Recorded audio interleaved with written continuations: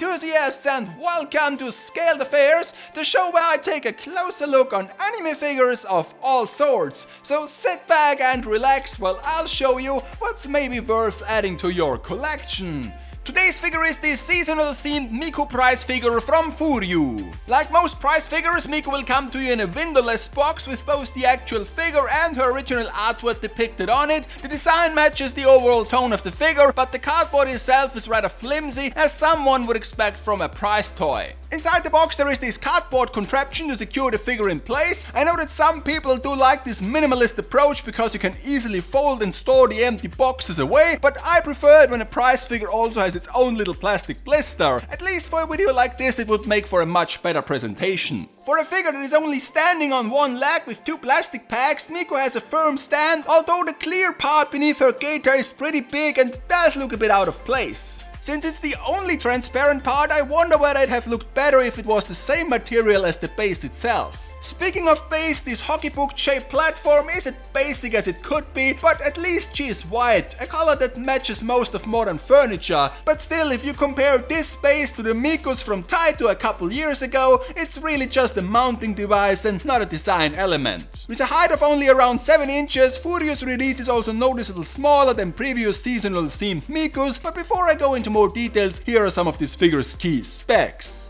As you might already guessed it from the title, this is a crossover between Miku the Vocaloid and Rascal the Little Raccoon from the anime series Araiguma Rascaru. The little raccoon figure is packed separately and does rest on Miku's arm without any mounting pegs. Therefore, if you want to display her without him, you can do this and it still looks good.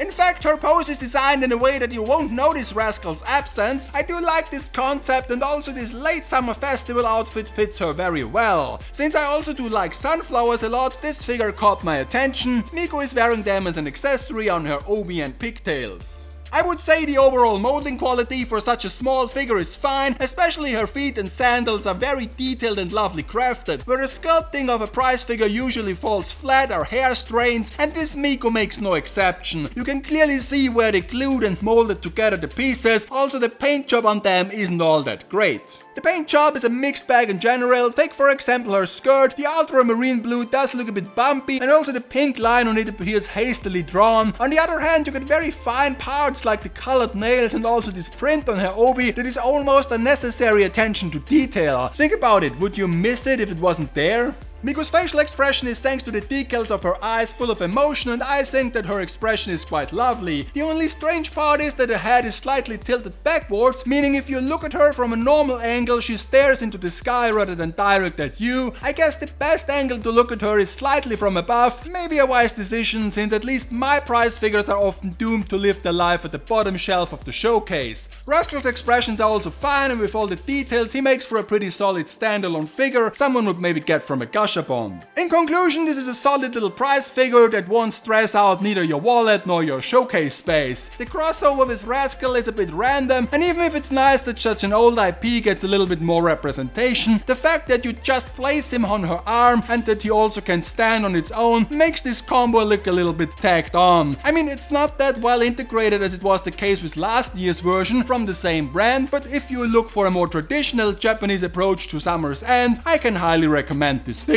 Next time I really hope we can go back to scale figures with this wonderful works release that is currently stuck in custom limbo, but I think she will be delivered when we meet again. So I guess this wraps it up for today. Thanks for watching, and hopefully I will see you again in the future for another episode of Scaled Affairs. Until then, take care, keep collecting, and sacrifice your wallet, kun!